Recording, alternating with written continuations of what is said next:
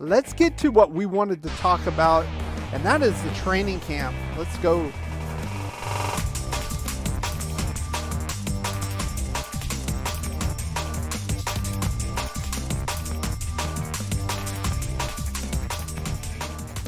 All right, let's talk about it. If you're an old schooler, I'm going to do this a little bit old school like I did last season. You'll look at this. The first thing I'm going to talk about is some injuries. It doesn't look so good already. They're not giving a whole lot of information, but what I got, these are the guys they put on the physically unable to perform list, called the PUP list. Jonathan Hankins and Bilal Nichols is on there, both with knee issues. That does not mean they're going to be out for the season. However, they could miss the first 4 games if they are left on the PUP list. We'll talk about that a little bit later. And then Trayvon Mullen here, another injury again. He had injuries last season. I'm still a little concerned about the cornerback position. You know me and my opinion on Trayvon Mullen. I think there's times where he's looked really good and there's times where he's gotten burnt. It's kind of hot and cold. And now these injuries have kind of crept up. I don't think he's going to be here much longer. To be honest with you, is the 2nd round pick, so there was no extension. I think this is probably going to be his last season in silver and black. A little wondering where we stand as far as the cornerbacks here. So big one. I mean, 2 projected starters inside defensive tackles, and of course Mullen.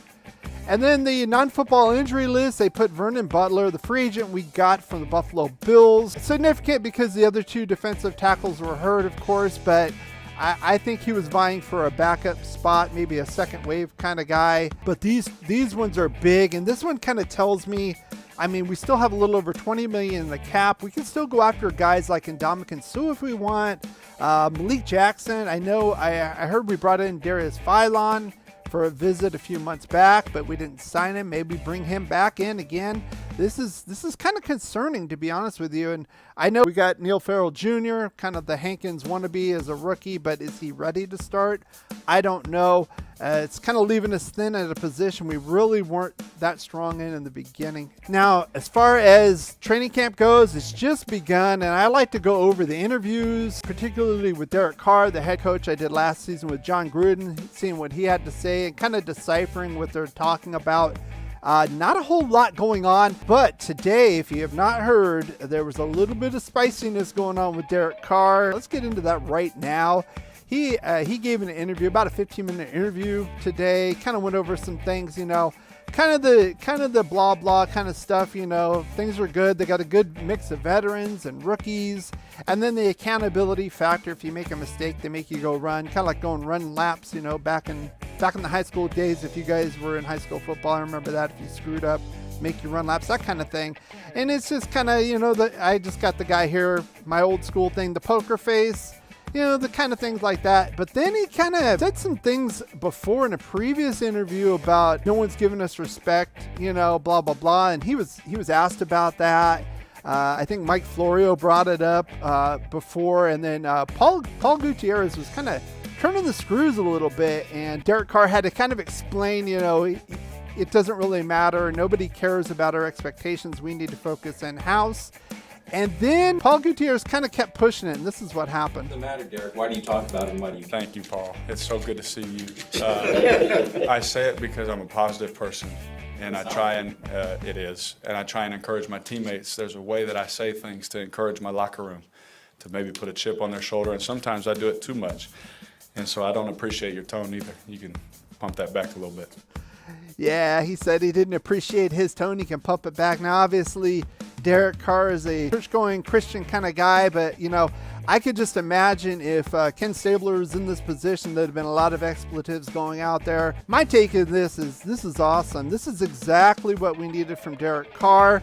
He's going into his 10th season. He is the leader of this team. He said previously in this interview that basically he needs to just start speaking his mind. He's the veteran and just, you know, not really care what other people think at this point. And I agree with him. You know, it's a bunch of nonsense. You got to put these idiots like Paul Gutierrez in their place. Now, as far as Josh McDaniels, he gave an interview yesterday, kind of the opening day as far as the full team. Of course, the rookies came in on Monday. But kind of the same old kind of thing. You know, he's kind of excited and a little anxious. You know, he's done training camp before, but again, he hasn't been a head coach doing it in a while. So he's really looking forward to this. And they asked him about the guys on the PUP list, and he's kind of optimistic. Honestly, I'm not so sure. The proof of the pudding's in the eating. So if you see Ndamukong Suh or somebody signed in the next few days, that'll tell you what he thinks of those other guys coming back, at least in the beginning of the season. He really focused on kind of the fundamentals and the foundation, you know, doing it his way, his system, the new system coming in. They're just doing walkthroughs right now. If you don't know, training camp with the collective bargaining agreement with the players union, they can only practice in pads so many times, so that won't start until next week. So a lot of this is more like exercise drills, walkthroughs, and they usually start about 7:30 in the morning because it's hot as hell in Vegas, and then spend the afternoon and evening kind of going over the playbook and strategy. And then what he talked about was Duron Harmon, and I had to put this in here because, you know, this is a free agent he brought in. He knows him, of course, and he really admired his work ethic, coming in early, staying late, his preparation for the game. And he kind of said something a little bit cryptic, kind of saying, you know, the younger guys could take note of how he prepares. I don't know if he's talking about Jonathan Abram. Maybe he was, to be honest with you. It's another guy I think will not be with the team after this season.